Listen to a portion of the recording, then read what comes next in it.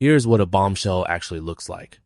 Not a rumor, not a political talking point, a verified, sourced, exclusive report from NBC News that confirms something that should be dominating every front page in America right now.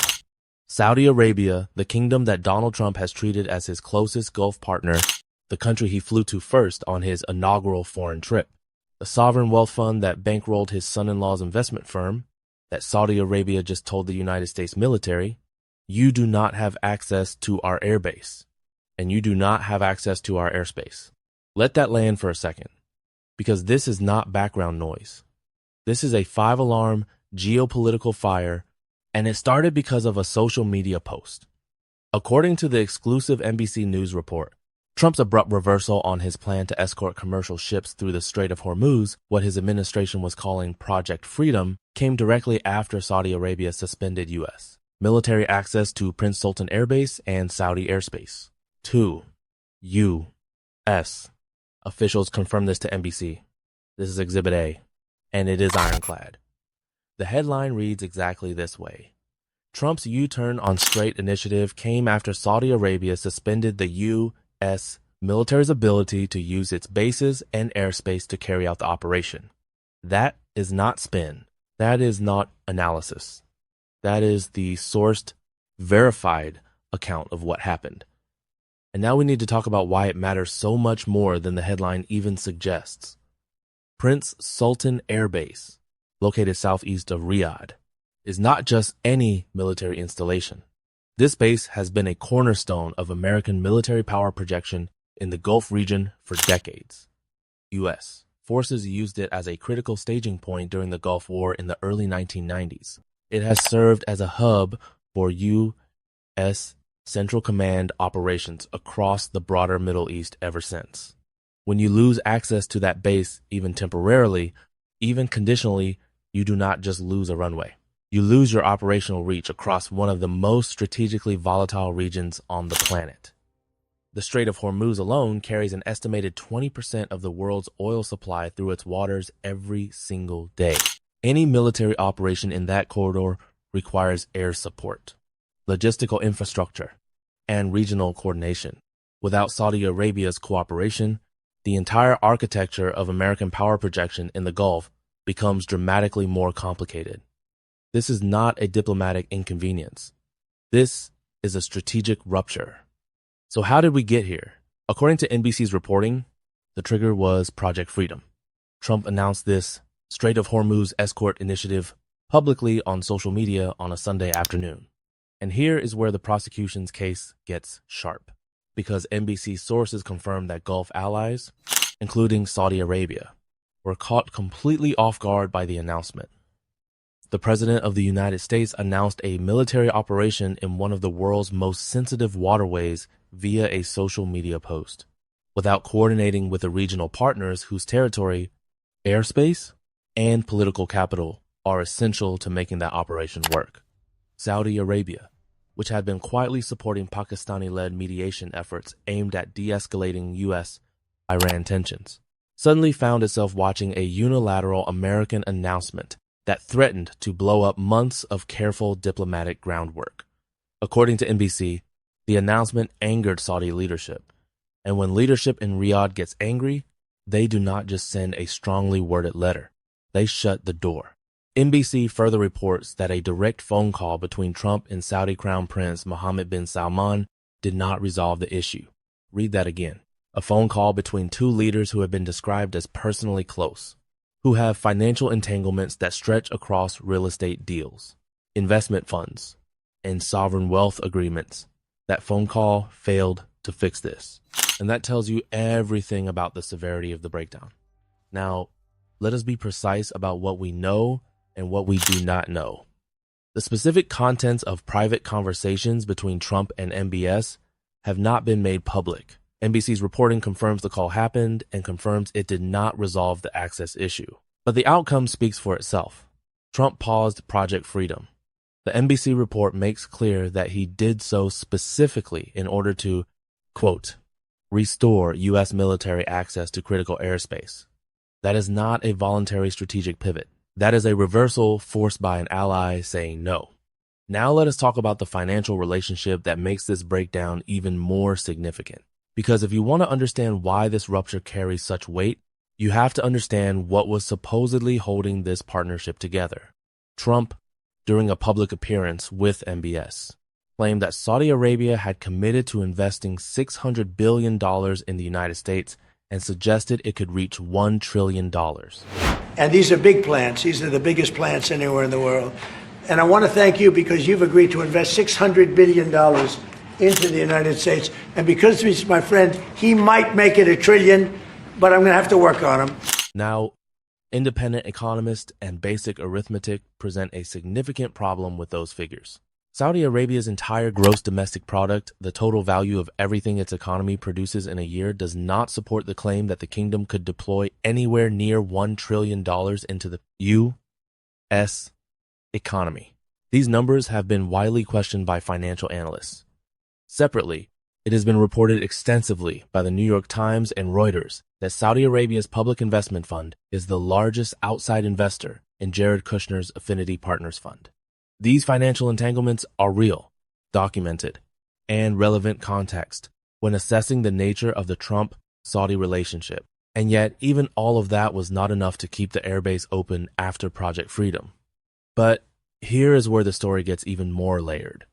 Because while the Saudi situation was unraveling, the administration was simultaneously trying to project confidence on a completely separate but deeply connected front, the Iran nuclear negotiations. The Wall Street Journal reported that senior U.S. officials presented Iran with what amounts to a framework for a deal. Look at this right now. A 20-year enrichment ban, full handover of all enriched nuclear material, a formal attestation that Iran does not seek nuclear weapons, the dismantling of key nuclear facilities, including Fordo, Natanz, and Isfahan, a ban on underground nuclear work, on-demand international inspections, and penalties for any violations. Here is the prosecutorial twist that you need to sit with for a moment. Donald Trump withdrew the United States from the 2015 Joint Comprehensive Plan of Action, the Obama-era nuclear deal, in 2018. He called it a horrible deal. He said it was weak. He said it gave Iran everything and asked for nothing.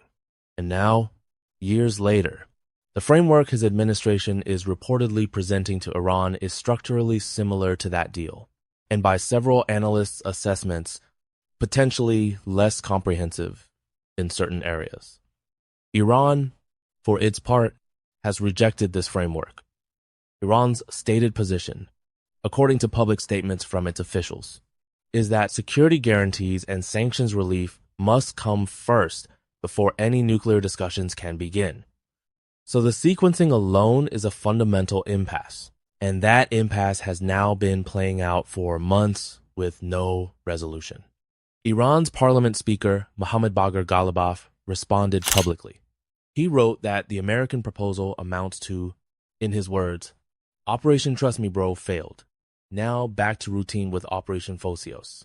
Ghalibaf went further in a subsequent post, writing that, quote, the security of shipping and energy transit has been jeopardized by the United States and its allies, and warning that, quote, we have not even begun yet. Now, it is important to note that these are public statements from an Iranian official and should be understood in that political context. Iranian officials regularly use maximalist rhetoric in public forums, but the substance of the diplomatic stalemate they describe aligns with what American and independent analysts have also been reporting. There is no deal imminent. The gaps between the two sides remain wide, and the Strait of Hormuz situation remains genuinely unresolved.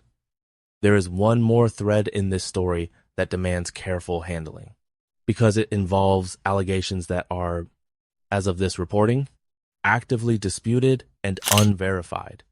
A social media account called the Hormuz Letter made claims, and these are allegations, not confirmed facts, suggesting that reporting on U.S.-Iran negotiations was being coordinated with market insiders in ways that allowed certain traders to profit from market movements ahead of news publication.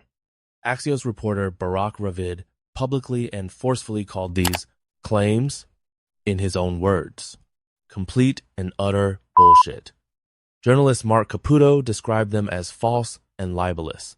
These allegations have not been verified by any independent reporting. They are being presented here only because they are circulating publicly and because information warfare, the battle over what is true in real time during a geopolitical crisis, is itself part of this story. What is verifiable is that Marcus did react to reporting on U.S.-Iran talks. What remains entirely unproven are the specific claims about coordination. Allegations of that gravity require evidence, and right now that evidence has not been produced. So let us pull back and look at the full picture. Because taken together, what we are watching unfold is a case study in what happens when impulsive, uncoordinated decision-making collides with the unforgiving complexity of Middle Eastern geopolitics. The United States announced a military operation via social media without telling its most important Gulf ally. That ally responded by shutting off air-based access and closing its airspace. A direct phone call between the two leaders failed to fix it. The military operation was reversed not by strategic recalculation, but by the hard reality of losing the infrastructure needed to execute.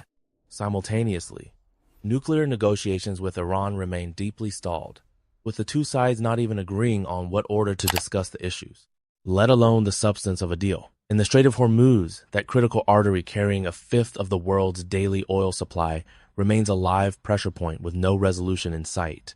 The deeper question is not just about this week's news cycle. It is about what American credibility looks like to Gulf partners who are watching all of this in real time. Saudi Arabia made a calculated decision. They looked at what was happening. They assessed that a unilateral American military announcement was threatening regional stability and their own diplomatic efforts. And they said no. That is a sovereign nation exercising sovereign judgment and doing so against the wishes of an American president they have been deeply financially intertwined with. If that relationship, with all of its entanglements, can fracture this quickly over a social media post, then the broader architecture of American influence in the Gulf is far more fragile than many assumed. And the world, from energy markets in Tokyo to defense ministries in Brussels to rival powers watching closely from Beijing and Moscow, is taking careful notes. The institutions that make American foreign policy credible, coordination, alliance management, diplomatic consistency, do not repair themselves overnight. And right now, the receipts suggest they are under serious strain. Drop your thoughts in the comments below. Where do you think this goes from here? And if you want coverage that goes deeper than the headlines with the evidence, make sure you are subscribed because this story is nowhere near finished.